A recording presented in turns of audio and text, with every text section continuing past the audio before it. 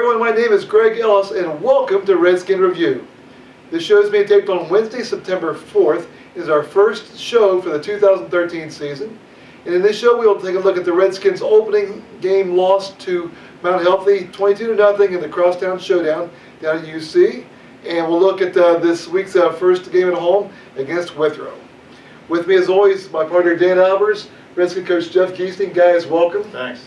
Dan, this is actually the 23rd year I have done this. Jeez, it's unreal. I've done it 23 years. Wow. You've done it at least 16 years. Yeah, now. it's been a while. And it's funny because Brad and I were talking about that the other day, that you guys have, one form of fashion, you guys have doing the games all the time. Not one of you is, like, if you weren't there, Brad was there, and it's always been an Ellis at least in the game. So what's going to happen this week? Because I'm not going to be there Friday, but Brad's going to be there. Yep. Brad and John Raymond will be doing the game. So. Yep. In any event, before we get to the game, Jeff, we didn't do a preseason show, so let's talk a little bit about the team. Okay. Who are some of the returning players that you're going to be looking for leadership and things like that? Well, on the offensive side of the ball, Kevin Rogers, our quarterback, we obviously are going to expect a lot out of him. He was an all-league player last year. Two offensive linemen, Evan Spangler, who started last year, and Alex Pfeiffer, who's committed to Toledo. Those are the big three that have a lot of experience. We had to find 3 new offensive linemen, had to find a new tight end, receivers are basically all new as well. Running back Austin Facito got some experience last year, so it's a pretty young group overall, which I think contributed to some of our struggles the first game. But you know, I think they have the capability of being a pretty nice offense when they you know, if they can put all the pieces together, and some of the offensive linemen can, you know, kind of grow into their roles, and we can get our receiver course going a little bit, and Kevin throws the football well. I think we can score some points. So you've really got a young team. I mean, you think about on offense, you've got a young team. Yeah. I know Facita got some playing time last year, but he was not the feature back. And you do have Rogers back, so it's good to at least have a senior leader out there who's been there for 3 years playing quarterback for you. Right, and Kevin's really grown. I mean, he's 6'4", almost 210, 215 now. He's a much bigger, thicker kid. He really lifted hard in the off season, and I mean, he's a powerful runner, and you know, he's going to run the ball a fair amount. So kind of like what we had with Bornhauser the other year. You know, Brandon was such a good runner, so we feel like we have that with Kevin now. On defense, you have a couple guys back in the. We'll get into this later on, but my goodness, Josh Krell played a great game the other night. Yeah, he had 21 tackles. You know, he was all over the place. And an interception. Yeah, he just plays so hard all the time. He really cares, and he's one of our captains, along with Kevin. And then Evan Lackner, returning starter, is a captain as well, a middle linebacker. And we really have a lot of depth and experience in the back half of our defense. Our 2 corners, Thomas Campbell and T.J. Turner, are back. Played a lot last year. Josh is back, and then Derek Malakamp, as a sophomore, played some, and now he's starting at a safety position. The other one's a senior, Jared Forbes, and then Shelby Wilson's playing at linebacker, and Cody Coffey, and then up front, Augie Murphy, Josh Coleman, and Tim Combs. Tim was hurt last year, so he didn't get to play much. He's doing a really nice job at nose. So we have some decent size up front, and some guys, I mean, pretty big, strong guys, and some guys that can run. Has there been anything that's really surprised you from the first day you met to up until like where we stand right now in terms of what you didn't think would happen and some ways developed, things like that? Well, I think there's always guys that develop, and especially the seniors. There's always some senior that comes out and does a nice job their last year, their senior year, because it means a lot to them, the seniors. And you know, some of our young kids are really coming on. I think Blake White's going to be a really good tight end for us. He's a nice catch the other night. Yeah. Connor Wheeldon's playing more and more at receiver. Dylan Smith's been punting, and we had some issues with our snapping, so he actually went and snapped the other night. Wow. Kevin punted. But you know, Dylan can also place kick a little bit, and he's our backup quarterback. And you know, all those young guys are really coming on. I think guys like Cody Coffey, he's a junior, but he's really a very active linebacker. He's going to be a nice player for us. So you know, the young guys can pick their level up to like the seniors always do. We've got a chance to be all right. You know, we never asked this before, but do you have some new coaches this year? Yeah, we do. We've had several new coaches. We've got Well, on the offensive side of the ball, Justin Watkins, who played at the University of Dayton and came to us from Northmont High School, is a teacher at school, special ed teacher, and he's coaching on receivers. And Brian Pitzer, who just graduated from Mount St. Joe, is coaching our quarterbacks. He was coached by Vince. Yeah. And Vince recommended him, and he's done a really nice job. And then we got Jeff Shepard, who has been coached at Milford and Loveland and been a coordinator before.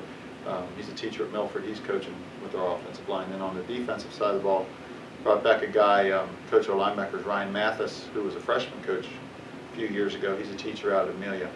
So he's familiar with our system. And then Joe Wallace coaching the defensive line. You know, Joe just got a teaching job at Anderson as well. So that's cool. We're really fortunate. I got some guys coaching that are in the building, and you know, that happens sometimes. Staffs turn over, and Sure. you get new guys in there, but they've really meshed well and worked well. And then we've got Daniel Rod volunteering when he's not golfing. Now Daniel is doing a nice job. He brought a lot of energy, and you know, he's close in age to the kids, so he relates to them pretty well, and he's doing a really good job as well. Great. Is that a hard or an easy thing for you to get, you know, with the new coaches and all that? Does it take a while, or is it, you've got a lot of guys that are kind of familiar with what you do? Does that make it a little bit easier for you? Oh yeah, I mean, Matt Stanyard and Adam and Jeremiah and Newt, you know, those guys have been with me for the long haul, and they know what we're about and how we coach, and they've helped those other guys, you know, just fit right in and you know, get along, answer their questions, and they know how, you know what's expected on the weekends, and what we're going to do time-wise, and you know, having some energy of practice, and being prepared, all that kind of stuff. So I've been very happy with my staff so far. Let's get a little bit about the game that you played on Wednesday night in the Crosstown Showdown. You played a really good Division II team, Mount Healthy, made the playoffs last year, and just you know, really you had to have been pretty happy with a 0-0 at halftime playing against a team like Mount Healthy, because they've got some really good, I don't know what you call a bunch of backs, I guess, quarterback, running back. Yeah. You guys are pretty good for. They've got a lot for a D2 school. They've got a lot of talent, and I think they've got a chance to be an undefeated team. I mean, they've got some good teams. They're playing Glen Estee and Harrison and Northwest, and I think they have Fenwick this week. But those are games they can win as well. I mean, they've got a real chance to have a great year.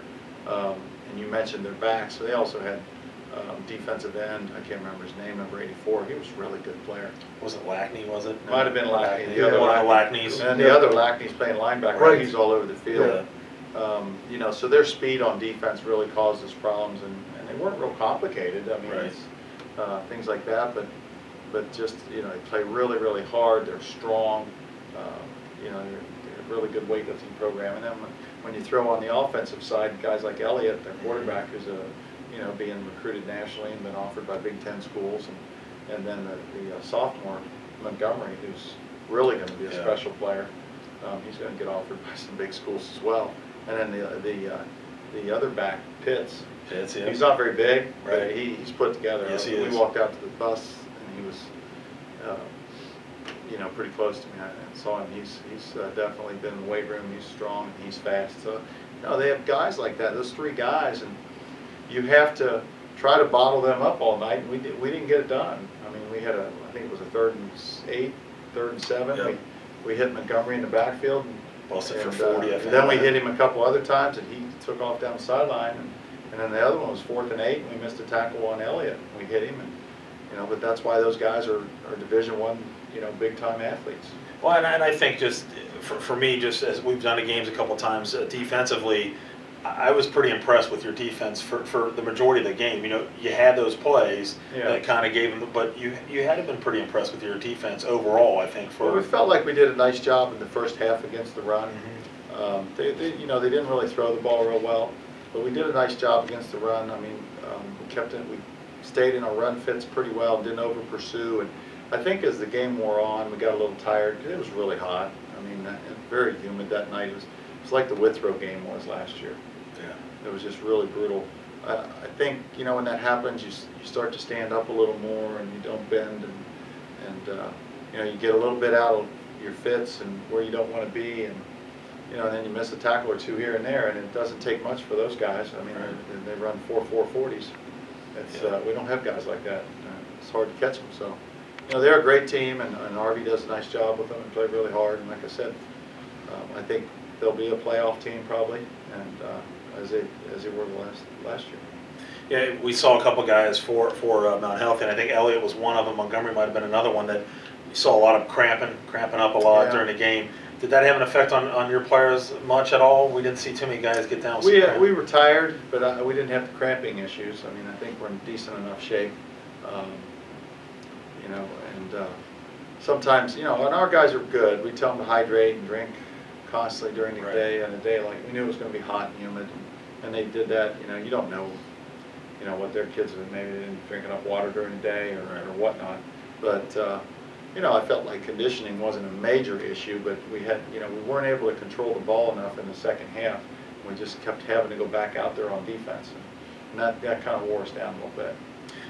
We talked earlier about Josh Corral. I'll tell you what, man, he was all over the place. He and you could tell he was fired up and ready to play. I mean, he was there on almost every tackle, had interception, and the big thing is he was named after the game, I think, as player of the game for him. Yeah, he was, and well deserved. I mean, he had a great game. Like I said, I looked at the stats here today, had 21 tackles. Oh my gosh. And like you said, an interception, and he's just really a good leader for our secondary back there, and just plays so hard. We'd like to get him playing a little bit of offense, but we can't afford to take him off the defensive side of the ball, because we are playing guys both ways this year. Right.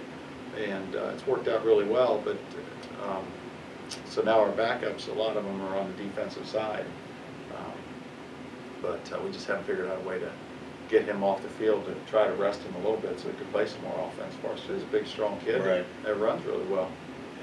You had Kevin Rogers, third year, I guess, starting quarterback, maybe 2.5. He seemed like he was pressured quite a bit, and just really that kind of, you guys couldn't get that offense going with the pressure that they were supplying. Yeah, they did a decent job getting pressure on us in the passing game, and you know, they close on the ball so quickly out there when you throw it. You know, we missed a couple throws here and there, but you know, we've got to be more efficient throwing the football, and then running the football. We had some things early. We started off really well. Had a couple first downs and moved the ball down into their territory on the opening kickoff. You know, and then I think you know, we had a negative play. I think somebody got through on the backside, and that was some of our biggest issues that night. Was on the backside of the play. We were fine on the front side, but the backside we had leakage and guys getting through and disrupting the timing and sometimes getting us in the backfield for a loss. And it's hard against a good defense to overcome those negative plays. Just like Mount Healthy helped us out with some penalties and different things, and we got them off schedule, and you know, that contributed to us helping us in the first half. The one thing I did like is I obviously played tight end and loved the pass that Kevin Rogers had to Blake White. Denise was probably a little happy about that one too. Yeah. But really nice play, and again, Blake's only a sophomore. Yeah, Blake's going to be a good player for us. He's still got to figure out what it takes to play varsity football at that level. You know, it's a big jump when you go from freshman to having to play varsity against seniors and things. And you know, our two scrimmages, we had Western Brown the first scrimmage, and they were without their quarterback. But we played pretty well and won that scrimmage. But then Alter came down, who's really a good Division IV team out of Dayton. They're a big Division IV, almost Division III school, and they're just, you know, very disciplined, and you know, they pretty much took it to us offensively. We really couldn't move the ball at all against them. Defensively, we missed some option assignments against them, and they scored some points on us. But I think that's when we found out, you know, how hard you really have to play.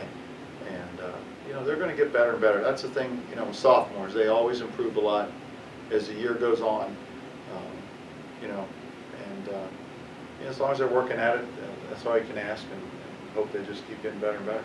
Well, the next running back that we talked about that obviously steps up for you is Austin Pasuto. Steps up, and he just looked like at times he had the hole, but like you said, they filled him very quickly, and it looked like he was going to bust through, but it just wasn't really a lot. Oh yeah, I mean, we had the perimeter a couple times, and Lackey was able to run him down, and then Austin's a pretty quick kid for us. He's, you know, one of our quicker kids, but when their outside linebacker was able to run him down a couple times, you know, that was one of the differences in the speed that we haven't.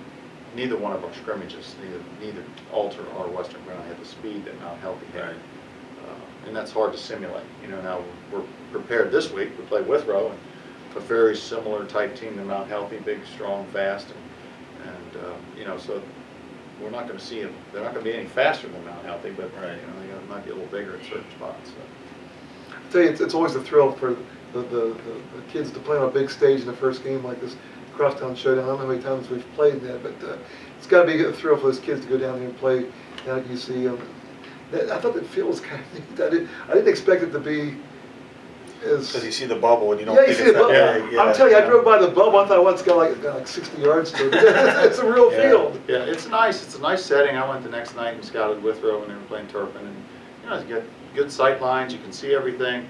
It's a little hard, I think, for the schools, and it's a little cramped, and you get the bands in there and things like that. And having to play on a Wednesday night, I wasn't a real fan of that, but it was really a scheduling problem this year with the Showdown because UC had that noon game with Purdue. Yeah, So Saturday really was kind of wiped out. yeah. For the stadium. So we, Tom Gamble asked me if I'd do the Wednesday, and I said, yeah, he's been really accommodating to us over the years, and things like that. So we did it, but I don't know that I'd ever play an 8 o'clock Wednesday night Right. on a school night again. It was, by the time some of our kids got home, and it was midnight, a little Well, it had to after. be. Yeah. It was tough on them, and come into school the next day, and the coaches and everybody. It was just a long week. We had open house on Monday, and we had to play the game on Wednesday, so it's nice to be back on a regular schedule Right. now. Did you guys use UC's locker rooms, or how did you do that? The locker room's under the bleachers, yeah. All There's two separate. locker rooms underneath the stadium Yeah. at Sheepwood. They're pretty big, or? They're not real big. Our squad, we've only got 55 kids, so we were okay. But it was crowded. I think if you had 75 kids, wow. you'd have a hard time getting them in there. Yeah.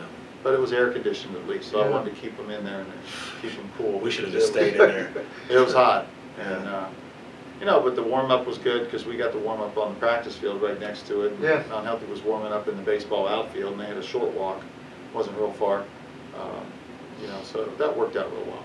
One of the pluses, and you touched on it a minute ago, first game of the season, you expect to see a lot of penalties. We only had 3 penalties against us. The kids played pretty disciplined. Yeah, we did. We didn't have a lot of penalties, which helped, and it's always something you look for as a coach that you're not doing that, and hopefully we can continue that, because that's going to be a big key to our success. We're going to have to be able to control the ball and not get in negative situations with penalties, because it's just going to get us off schedule.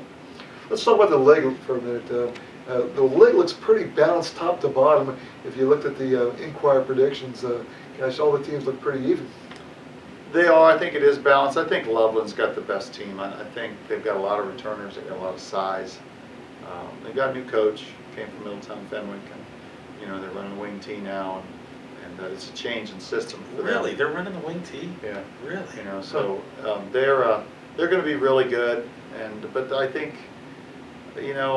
Turpin and us and Walnut Hills and Glen Estee and Kings and Milford, we're all capable of beating each other, and I don't know that anybody will go through the league undefeated. It's a really good league and very balanced, and we're playing Withrow this week. Next year Withrow comes into the list as the 8th team, so it'll it'll be a good preview of what's to come. How did some of the league teams do this first? I know Turpin lost to Withrow. What did Loveland and Glen Estee? What those guys? Glen Estee beat Amelia. Loveland beat, I think, Lebanon. Lebanon, yep. King. No. Lebanon beat Kings. Lebanon beat Kings. Yeah, I think Lebanon beat Kings. Lebanon beat Vandalia Butler. Yes. Kings lost to, and Walnut Hills lost to Sycamore. I think that's everybody, pretty much. So. And then Milford lost to it. Milford. It was. Yeah, I can't remember. they lost to Hamilton. Yes. Right? Yeah, like 28. And 35. Turpin lost to Withrow. So, our league is playing some pretty good non-league opponents, and didn't do as well as we'd like, but had a few wins. So we have Withrow, which is a non-league game this year. Yes. Next year they'll be in their league. Who is our other non-league game? Harrison. Harrison. Week 3. We go to Harrison week 3, which is, we didn't play them last year. We played them the 2 Right. years before that. And they got a nice program going out there. So then our other non-league game is week 9. Winton Woods, Yes. who beat Lakota West. I'll tell you what, they Another look time. very good. Oh yeah, they're loaded too. Division 2 in Cincinnati this year is Just just ungodly. ridiculous with Winton Woods, Mount Healthy, Withrow, LaSalle. Oh, yeah. in there now. Cleveland Glenville's up north now, I Yeah, heard. yeah. Yeah, that's But, crazy. you know, and then you've got all the other programs, us and Turpin and Ross and Northwest has got a nice team this year too. So there's really, Division 2 is really tough, and it's Region 6 now. Since they realigned things, there's Division 1 only has 2 regions, 1 and 2, so 3, 4, 5, and 6 are Division 2. We used to be Region 8, now we're Region 6. Why did they do the realignment? What was the reason? Well, they went to 7 divisions, basically. So Division 1 is schools that are around 600 kids or more. Didn't really do anything to the big schools, the St. X's and the Masons. It didn't matter to them at all. They're going to stay where they are. But some of the schools have dropped them down. Trotwood Madison was always in our region as Division 2. They're actually Division 3 now, from Dayton. And, you know, they've been in the state finals the last 3 years. But Division 2, the cutoff's like 600, and we're actually closer to Division 3 than 2. Really? Because we're 460 boys now, and I think Turpin's like 455. What's the minute? What's the? It's like the cutoff's like Like low low 400s, 403 maybe, Wow. something like that. So it's changed quite a bit. Yeah. Talk about any injuries. Was there any injuries that you guys had from the game? I think you had one on the sideline. I remember that wide receiver went up. From the game, yeah, he was fine. He was fine. They were worried that he might have bruised a kidney or something, but he was fine. He's practiced all week. So, no, not from the game. We're fine. We're a couple banged up in the JV game, but I think we'll be okay. All right, let's talk about players of the game. We had offense, defense, special teams. Offense was A.J. Penley. Played really hard. You know, kind of a receiver / running back position for us, our A position. Just had a lot of hustle. Defense was Josh Carell. Absolutely. And special teams was Evan Lackner. Just Evan, you know, Evans is just a tremendous captain for us, and he hustles all the time. Just a great leader, and you know, he was, not that anything great happened on our special teams for us, but he was always hustling, getting where he needed to be. And I know that you played the crosstown showdown. Did the JV and the freshmen also play Mount Healthy, and how they did? The JV got beat 30-22. They scored, had 22. We were up 22-18 with 3 minutes to go, and Mount Healthy snapped it over the quarterback's head. Kid went running around, picked it up, threw a 50-yard pass. Oh way. my gosh. So freaky play, and then I think it was maybe the last play of the game. They ran the interception back. So that was, I mean, it was a 24-22 game.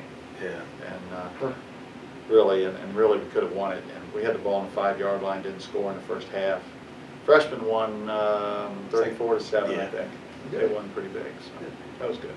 Let's talk a little bit about, as we said this week, you play another tough game with Rowe. They come off with a big win over Turpin, and it's going to be another tough task this week. Oh yeah, big, they're fast. They've got, I think, 32 seniors on their team. Returning quarterback and running back is a quick kid. Not all the backs that Mount Healthy had, but they throw the ball better than Mount Healthy. Defensively, they're going to be in a 4-3 and play man-to-man across the board on us. So, you know, we've got to try to take advantage of that as much as we can.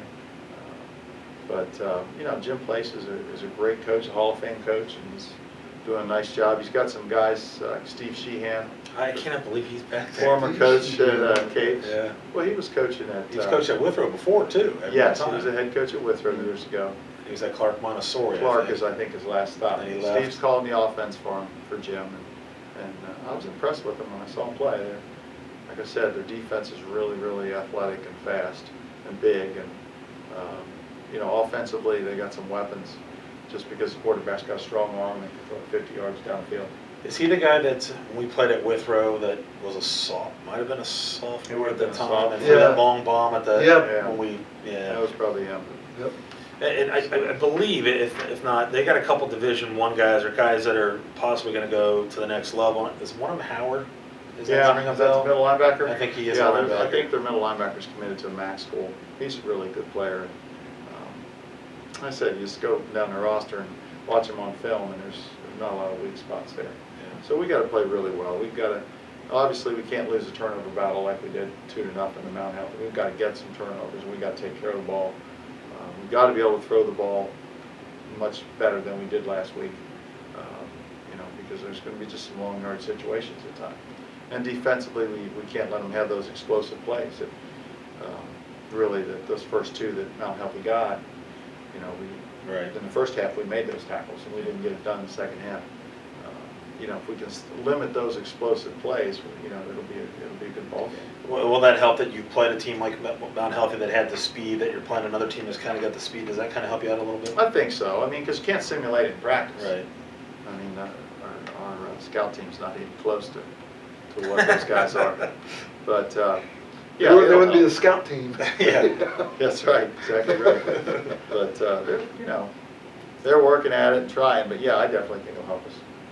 All right, let's talk a little bit about the Anderson Alumni Association. We going on now, I believe it was maybe 3 or 4 years now, and we really appreciate everybody out there. We had a great golf outing this year, raised a lot of money, and it's really helped out a lot. And I think as this thing keeps going, it's going to keep building momentum, and we really appreciate everybody out there and all their help. And again, you get in contact with Coach Jeff Giesing, myself, John Raymond, or even if you see Greg or something, anybody can kind of help you and guide you in the right direction. I think the guys really enjoy the golf outing, and I think a lot of guys are now wanting to make it a same time, same place, same year. Yeah, they like seeing their buddies and, right. and playing golf with their buddies. Some people they haven't seen for, maybe 15 years and whatever, and they get to go play around golf with them and catch up and really have a nice time. And it's interesting too. We're starting to get the next generation of guys coming through at Nagel.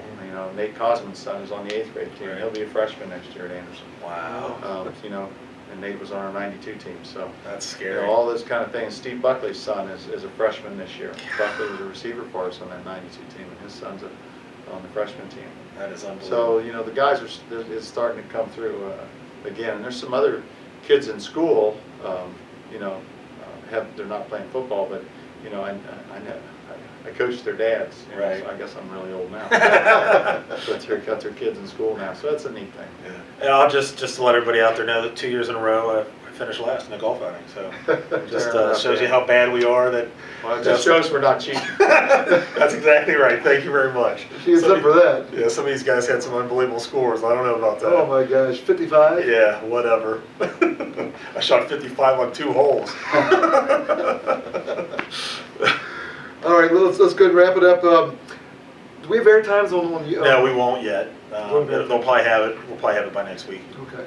But remember, if you can't make it to a game, we always do the games live on USBN Sports on Danny's website, and we always get a lot of people. Did you check to see how many people were listening? I didn't get a chance to look at it yet. But we've had many in the past, people out of town, your grandparents or sister, brother that can't make it obviously to a game, but we do those games live, and it's USBNsports.com. And if you do tune in, send us an email, let us know where you're listening from, and let us know if the sound's coming through okay. And I think we had a good. Yeah, we did. We had a couple people. Tom Regan, another former player, he chimed in a couple times. Dave Bridges did, and his son's playing, so I don't know if he was not at the game or what. I have no idea, but he sent an email. So, but yeah, it's just really neat. I think a lot of people look forward to doing that. So, but as again, just drop us an email, let us know you're listening. So let's thank all the folks that make all these broadcasts possible. The great folks up here at the station, the Anderson Community Television, for letting us use the studio and the cameras and the airspace. We appreciate that. Thanks to John Raymond for everything he does. He's doing the camera Absolutely. tonight. He's going to be behind the mic this Friday. Him and my brother Brad will be doing the game, and Dan and I'll be on hiatus. Yeah, I'll be heading to the old UC game. I'll be watching the Big Red Machine take the field at the Reds game. So. All right. Good. And thanks to our cameraman Tim Huntington for showing up every week and doing what he does. Steve Martin walked up to the game to UC from downtown. It's crazy. So he's devoted. So we appreciate his help. What, these things called cabs yet? I'm telling you, and he's a judge, and he was walking.